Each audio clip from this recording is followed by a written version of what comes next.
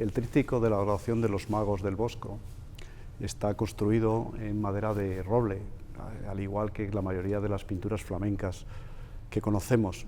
La tabla central está construida, ensamblada en 3 paneles y las puertas laterales en un panel cada una de ellas. Uniendo los paneles de la tabla central lleva unas espigas internas que van reforzadas con unas especie de tubillones que van introducidos desde la parte posterior hacia la pintura, pero sin llegar a contactar con la capa pictórica. Tanto la estructura del soporte como el propio marco se fabricaban a la vez y la imprimación se daba tanto en un lado como en otro, de tal forma que la tabla quedaba engargolada en todo el perímetro del marco. El problema que tiene es que a finales del siglo XIX tuvieron que hacer una intervención y al querer desmontarlas se le rompieron 2 zonas de la parte superior y la parte inferior. Y la parte original del Bosco era de roble del Báltico, que es una madera que utilizaban siempre por su resistencia y su facilidad para no producirse grietas en la pintura y en el marco. Estos añadidos que hicieron a finales del XIX los hicieron con madera de pino y pues no los trabajaron como estaba trabajado el original. Los aplicaron purpurina directamente y el problema que ahora nos hemos encontrado es el tener que eliminar esa purpurina, el tallar la madera para tener una continuidad con el original.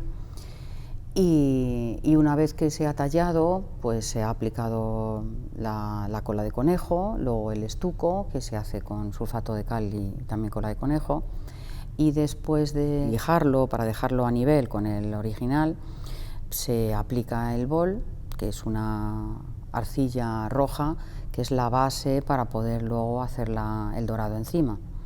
El dorado se aplicará al agua y habrá que buscar el oro más adecuado por el color, el oro más anaranjado, igualar un oro que es de finales del siglo XV con un oro actual.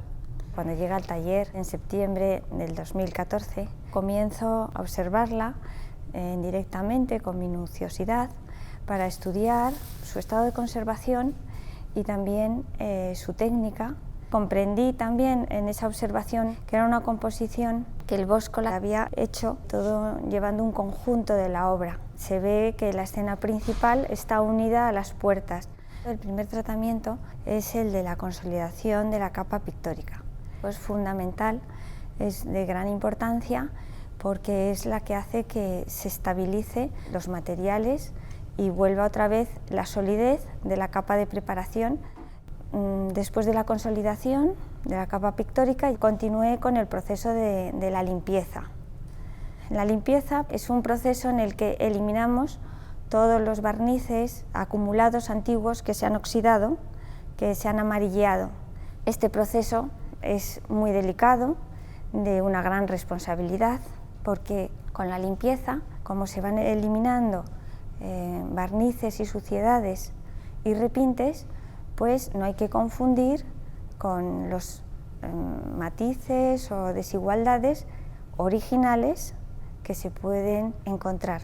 Cuando se eliminan los repintes, pues siempre se intenta hacerlo de una manera paulatina, controlando el disolvente de manera que nunca penetre en el original.